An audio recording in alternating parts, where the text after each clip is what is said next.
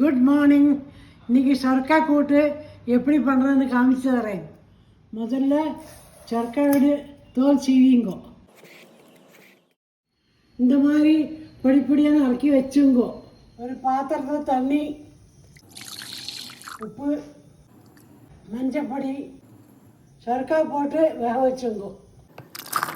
வேகிற சமயத்தில் மிக்சியில் தேங்காய், வெத்தல் மிளகாய், ஜீரை போட்டு நைஸாக அரைச்சுங்கோ.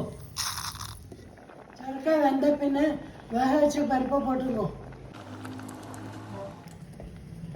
அரைச்ச தேங்காயை போட்டு நல்லா மிக்ஸ் பண்ணிங்கோ. ஒரு கடாயில் தேங்காய் எண்ணெய் ஊற்றி கடுகு, கருவேப்பிலை, கொத்து பருப்பு தாளிச்சு கொட்டிங்கோ.